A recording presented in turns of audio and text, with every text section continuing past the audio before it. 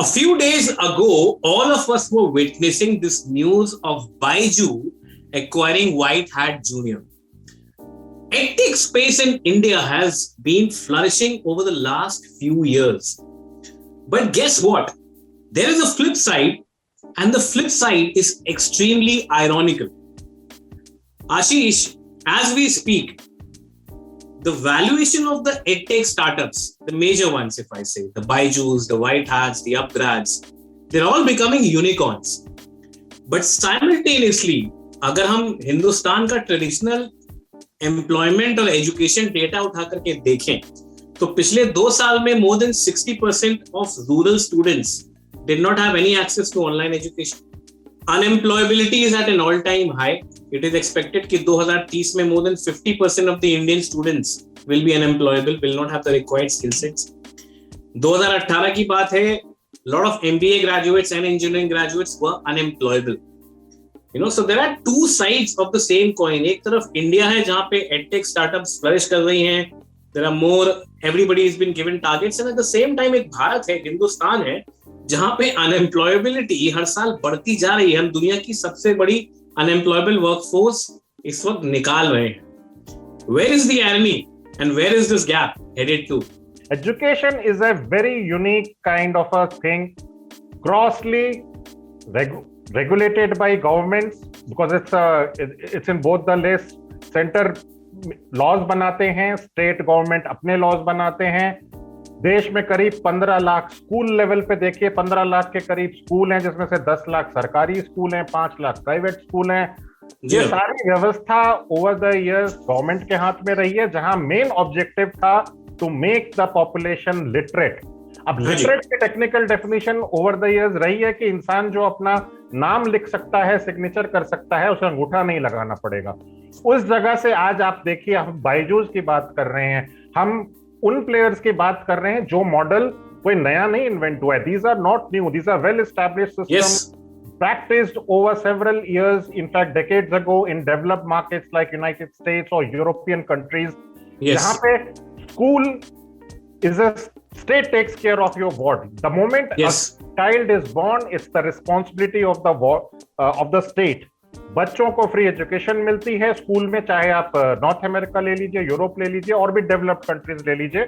और स्कूल में मिक्स पढ़ाई होती है, जहां पे टीचर्स का पढ़ाना बिल्कुल मैंडेटरी है, नंबर्स ऑफ स्टूडेंट्स रेगुलेटेड होते हैं. हमारा एक यूनिक मॉडल जो हमने कोविड के बाद देखा कि ये बायजूस कल की कंपनी नहीं है, सब यहाँ पे 5 साल 8 साल 10 साल से काम कर रही थी.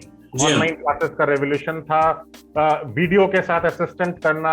इनफैक्ट इससे पहले लोग स्पेक्ट्रम लेते थे, टेक्निकल कंपनीज जो वाया सैटेलाइट कुछ वीडियो क्लासेस, ये हमारी यूनिवर्सिटी ग्रांट्स कमीशन ये 80s 90s में करती थी. यूजीसी के प्रोग्राम दूरदर्शन पे एक बैंड पे आते थे, जहां पे क्लास में पढ़ाया जाता था. The concept what I'm trying to underline, the concept is not new, it has been tested here. Not the difference you have brought it out कि इससे education and employment, they are like a railway track, both of them are traveling together but they are not meeting, and that is what is the gulf being created. अब ये क्यों हो रहा है? Why is this happening? देखिए, हमारी जनसंख्या English speaking one of the world की लार्जेस्ट पॉपुलेशन है, जो इंग्लिश में लिटरेट है, इंग्लिश में एजुकेशन सिस्टम पढ़ती, समझती, कनेक्ट करती है. वो हमारा एसेट रहा है. करेक्ट. 2 डेकेड पहले हमारा एसेट था टेक्निकल एजुकेशन. यहाँ सस्ती, कम पैसों पे आप इंजीनियर बन जाते थे, टेक्निकल स्किल्स लेते थे, बाहर के जगह एम्प्लॉयबल हो जाते थे, या बाहर जाके पढ़ाई कर लेते थे, compete कर लेते थे. आज के देश में क्या हो रहा है कि global scenario has undergone lot of shift in last 10 years, if I may say. बाहर के डेवलप्ड लोगों में अब अपने देश के लोकल लोगों को प्रोत्साहन देना है. जॉब्स उतनी ज्यादा नहीं जनरेट हो रही हैं. अपने पिछला Trump administration in US was very critical, how much H1B visa should be given, there should be a restriction, because हमारे लोग पढ़ रहे हैं, लिटरेट हो रहे हैं, वही काम जो हम बातें कर रहे हैं, लेकिन उनके पास बेस्ट एजुकेशन नहीं, क्योंकि बेस्ट जॉब लेने के लिए बेस्ट माइंड है, वो इंडियन है, चाइनीज है, यूरोपियन है, बाहर का पढ़ा हुआ है, अमेरिकन नहीं है. ऐसा ही और कंट्रीज में हुआ है. तो हमारी पढ़ाई व्यवस्था में कोई दिक्कत नहीं है, कोर्सेज में कोई दिक्कत नहीं है, एजुकेशन का स्तर काफी अच्छा है बाकी देश के, दुनिया के बाकी देशों में. दिक्कत जहां आ रही है, जहां से आपने बात शुरू की थी, our edtech players are becoming unicorns. At the same time, unemployment and unemployability. Now, unemployability का concept यहाँ पे address ही नहीं हुआ है. क्या गवर्नमेंट पे आप सर्च करेंगे कहीं पे अनएम्प्लॉयबिलिटी पे क्या करना है? कोई टास्क फोर्स है? मेरे नॉलेज में नहीं है. क्या इस पे डिबेट डिस्कशन होती है? नहीं. हमारा फोकस शुरू से रहा है और आज भी वही है. स्कूल के बाद क्या है? तो प्राइवेट एजुकेशन खोल दो, यूनिवर्सिटीज खोल दो. अब प्राइवेट एजुकेशन इतनी सारी यूनिवर्सिटीज हैं कि आप बस पढ़ो, नंबर आए चाहे ना आए, लेकिन आपको एक अपने चॉइस का कोर्स या तो आपके शहर में या कहीं पड़ोस के शहर में या आप कर लो जाकर के, करेक्ट, मिल जाएगा. अब वो डन हो जाएगा. तब तक पेरेंट्स भी शांत रहते हैं कि चलो बच्चा पढ़ रहा है. प्रॉब्लम कहाँ आती है? जब आप स्टेप आउट कर जाते हो कॉलेज से, जब आप जॉब मार्केट में जाते हो. अब वहां की requirement, are they in sync with what is happening on ground? Absolutely not. तो आप इंग्लिश पढ़ना लिखना बोलना जानते हो, बट क्या आपके इस स्किल की, क्या एक सिंपल ग्रेजुएट को जॉब मिलती है? नहीं, पिछले 20 साल से नहीं मिल रही है. हिंदुस्तान की जो आबादी है, लाइक 140 करोड़ का देश, और हर साल we are one of the youngest countries in the world. हर साल वर्कफोर्स में बहुत सारे नए लोग ऐड होते हैं.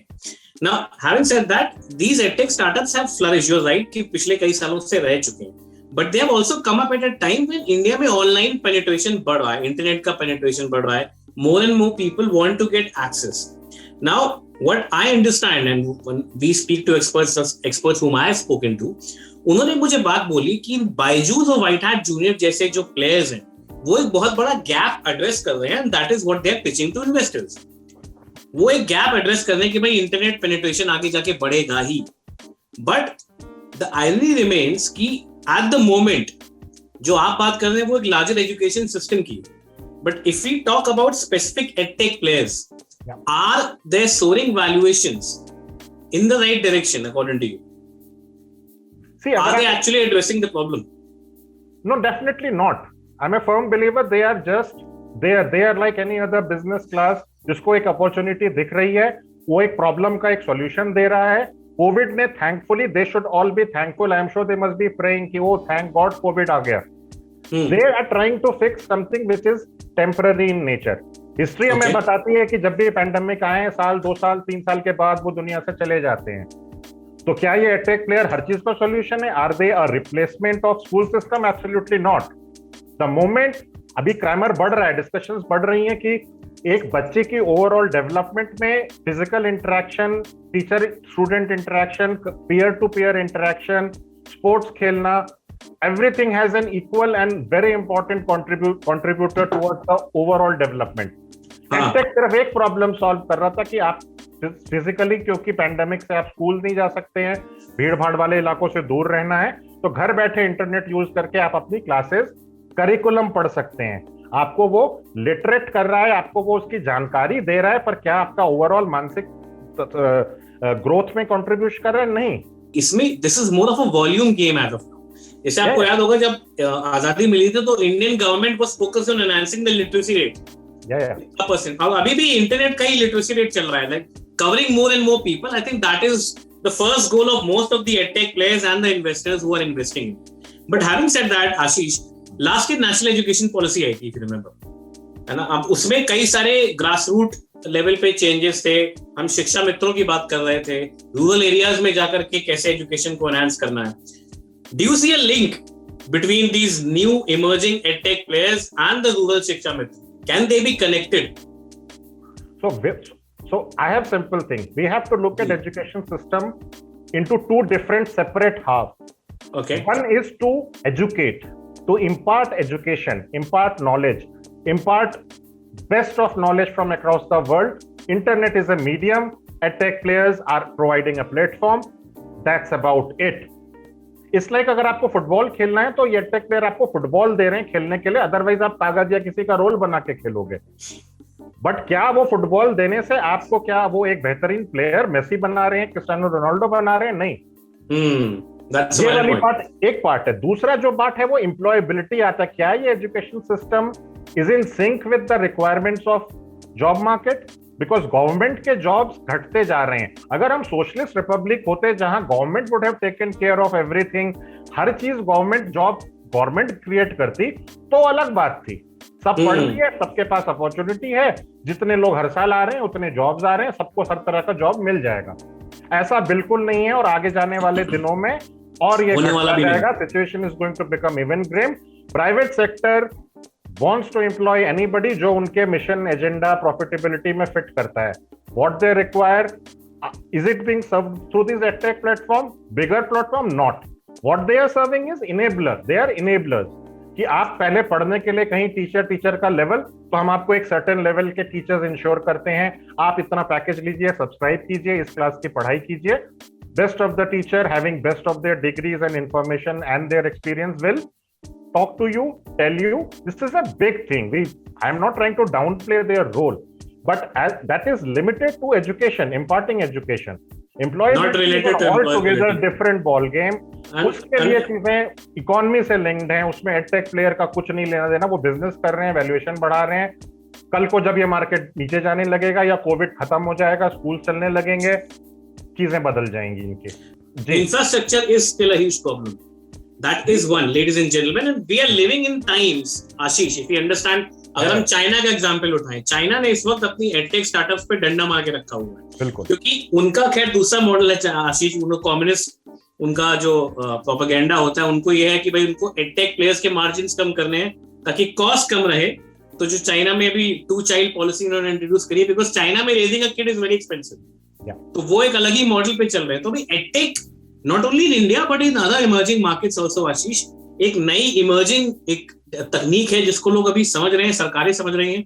But you are absolutely right. We'll have to link them in between. Otherwise, they'll be headed in 2 opposite directions. There are a lot of ethical issues which are also coming into play. Okay, like the parents of the children are getting frustrated that edtech players are only focused on enhancing their revenue and subscription numbers. जो बच्चों का time spend है on the app, उसका कोई accountability नहीं है. That's number 1. Second, जो working hours है टीचर्स के, वो बहुत ही ज्यादा एग्जॉस्टिव है.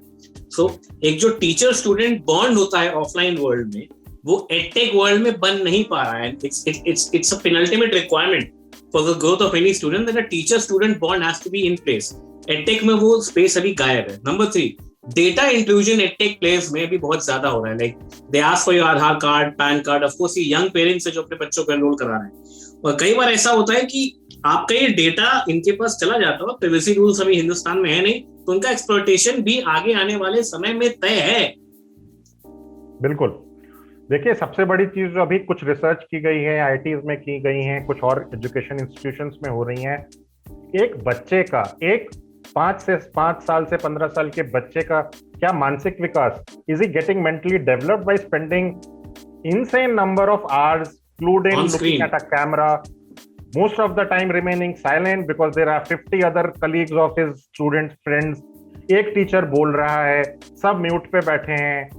क्या उसका अटेंशन लेवल है? क्या उसका मानसिक विकास हो रहा है? क्या वो एब्जॉर्ब कर पा रहा है? वो अपने घर के कंफर्ट में बैठा है. There are enough videos of like students making fun, doing things. These are exceptional things I'm taking. But questions are now being asked. इतनी देर बैठने के हेल्थ पे क्या परिणाम हो रहे हैं? आईसाइट पे क्या हो रहा है? न्यूट्रिशन उसकी कितनी हो पा रही है, नहीं हो पा रही? क्योंकि ये सेडेंटरी एक जगह बैठ के आप 8-9 घंटे बैठा रखे हो. एज अपोज टू स्कूल में आपका एक पीरियड पढ़ाई का हुआ, एक पीरियड खेलने का हुआ, एक पीरियड में आप लैब में जा रहे हो, क्लास टूर के लिए कहीं बाहर जा रहे हो, आ रहे हो. तो क्या ये जनरेशन इस 2 सालों में जो एडटेक में जुड़ा है, उनके हेल्थ पे क्या हो रहा है? ये बहुत बड़ा डिस्कशन होना शुरू हो चुका है. इसके लिए मांग बढ़ रही है कि अगर केसेस नहीं आते हैं, schools are the first one to close in case of problem and the first one to like open. I mean, correct, when things come back. I think a collective wisdom is needed, Ashish. That's what we understand, even like when we speak to the people associated in the industry as well. Like आशीष और मैं bore हो जाते हैं एक दूसरे की शक्ल देख करके, अगर हम लोग ज्यादा देर ऑनलाइन रहे. तो कहीं सही बात आप बोल रहे हैं कि भाई बच्चे 4 घंटे 5 घंटे स्क्रीन के सामने, and there have been many reports of attrition, attention span का कम होना वगैरह वगैरह. So I think Ashish, collective wisdom needs to prevail, not only in the industry but also from the government side, that the focus is on generating more employable people and not only enhancing the bottom line and subscription rate of edtech players or maybe schools or maybe colleges. That is what we seek from this episode. Goodbye, ladies and gentlemen. We'll see you. Goodbye.